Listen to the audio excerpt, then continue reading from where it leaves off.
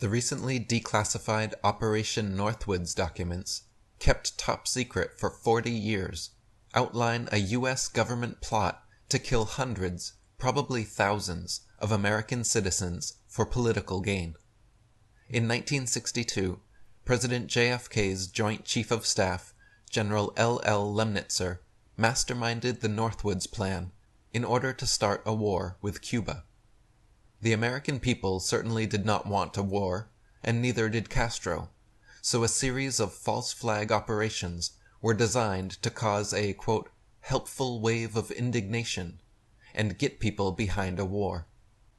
The methods to be employed were many and varied, from starting rumors using clandestine radio, to sinking and setting fires to U.S. ships, dressing like Cubans to attack U.S. bases, blowing up ammunition and planes, starting fires and riots, and last but not least, hijacking and shooting down a commercial passenger plane.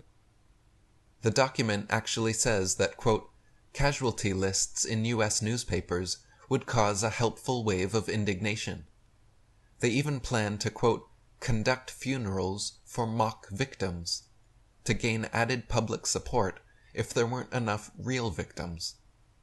All this was already approved and signed by every Joint Chief of Staff and the Secretary of Defense when President John F. Kennedy received it. Thankfully for us all, JFK refused to sign the Northwoods document, and the plan was never carried out, but its very existence proves that the government is certainly not always friendly and looking out for our best interests. Paul Joseph Watson wrote, "It has been officially revealed via declassified government documents that the U.S. military and government has covertly planned to perpetrate acts of terror upon innocent civilians in order to justify an engagement in conflict that would have, at the time, benefited the government's wider geopolitical agenda."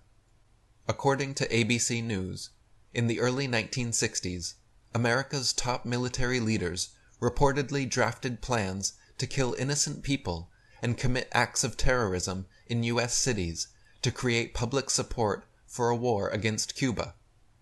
Long-hidden documents uncovered in 2001 by former ABC News investigative reporter James Bamford, codenamed Operation Northwoods, put a haunting perspective behind the events of September 11th.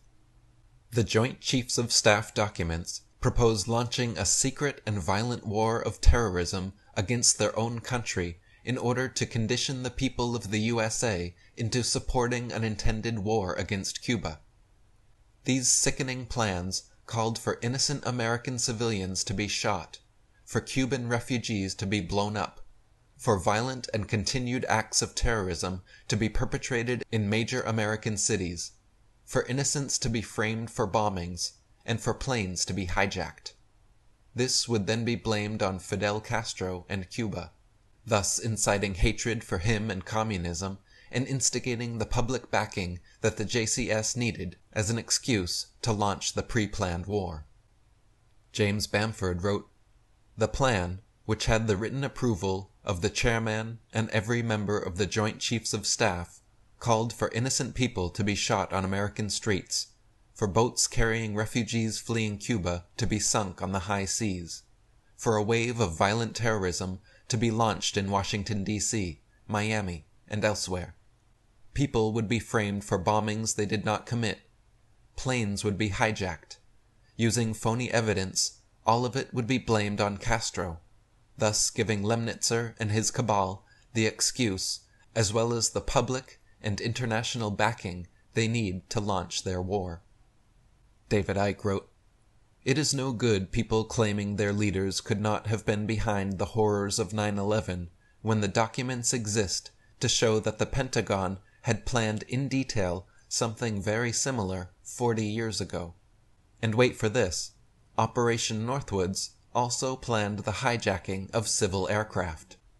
The documents say it was possible to create an incident that would convince the people that the Cuban aircraft had shot down a chartered civil airliner on a flight from the United States to Jamaica, Guatemala, Venezuela, or Panama.